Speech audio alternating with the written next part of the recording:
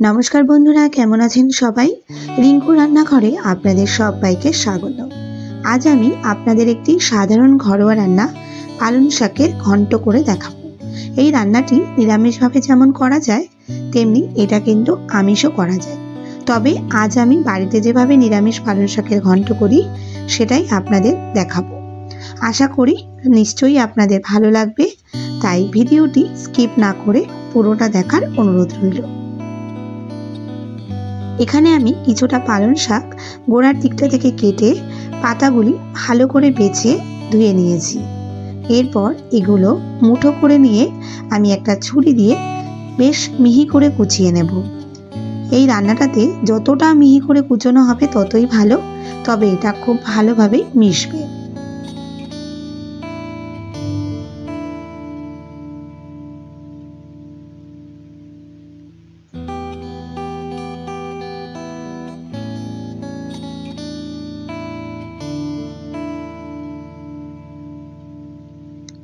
শাকগুলো সব আমি কুচিয়ে নিয়েছি। এরপর আমি 2 টেবিল চামচ আতপ চাল কিছুক্ষণ আগে থেকেই ভিজিয়ে রেখেছিলাম। এখন এটার একটা লিকুইড পেস্ট তৈরি করে নেব।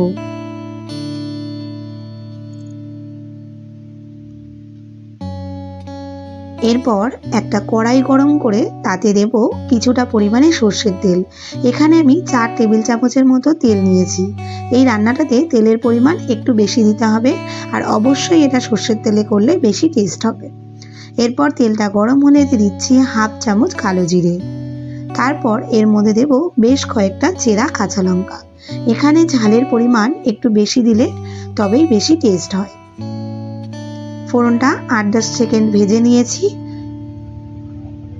তারপর আমি এর মধ্যে দেব কুচিয়ে রাখা পালং শাক। বন্ধুরা, আপনারা যারা আমার রান্নাগুলি দেখেন বা পছন্দ করেন তাদের কাছে আমার রিকোয়েস্ট, আপনারা আমার চ্যানেলটি সাবস্ক্রাইব করে আমার পাশে থাকবেন। সাথে আমার নিত্য নতুন রান্নার ভিডিও নোটিফিকেশান যাতে আপনার কাছে সবার আগে পৌঁছে যায়, তাই পাশে থাকা বেল আইকনটিও প্রেস করে দেবেন। আমি শাকগুলো দিয়ে ঢেকে রান্না করেছি 10 মিনিট, আর অবশ্যই এই সময় ফ্লেমটা আমি মিডিয়াম রেখেছিলাম। এখন 10 মিনিট পরে আমি এটা ভালো করে নেড়ে চেড়ে নেব। আর দেখুন শাকটা থেকে কত সুন্দর জল বেরিয়েছে। এক্সট্রা কোনো জল দেওয়ার প্রয়োজন নেই, এতে কিন্তু শাকটা বেশ ভালো করে সেদ্ধ হয়ে যাবে। তারপর আমি এর মধ্যে দিচ্ছি হাফ চামচ হলুদ ও স্বাদ মতো লবণ। এটা দিয়ে আবারও একটু মিশিয়ে নেব। তারপর আমি 5 মিনিট এটা ঢেকে রান্না করব।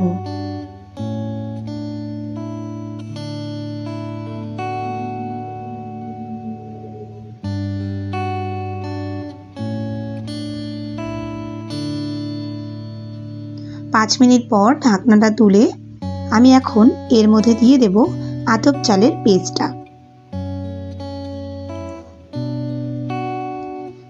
এরপর এটা আমি ভালো করে মিশিয়ে নেব।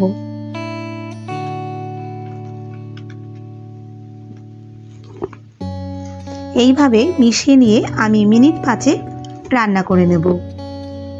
এই রেসিপিটি কিন্তু বেশি ড্রাই হবে না, ঠিক এরকমই থাকবে। এই অবস্থাতে আমি এটা কিছুক্ষণ নেড়ে চেড়ে নেব। অবশ্যই কিন্তু মিডিয়াম ফ্লেমে এটা নাড়তে হবে।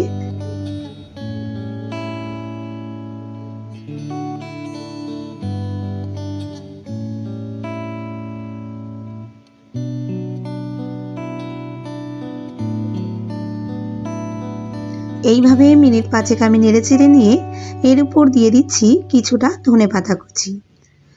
ধনেপাতাটা দিয়ে আবারও একটু ভালো করে মিশিয়ে নেব।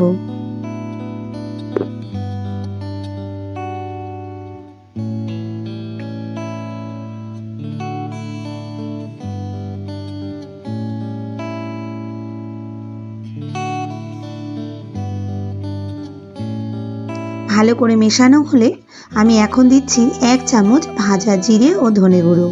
এটা দিয়ে একটু ভালো করে মিশিয়ে নিলেই তৈরি হয়ে যাবে নিরামিষ পালং শাকের ঘন্ট। আমার তো রেসিপিটি ভীষণ পছন্দের, আশা করি আপনাদেরও এটা খুব ভালো লাগবে।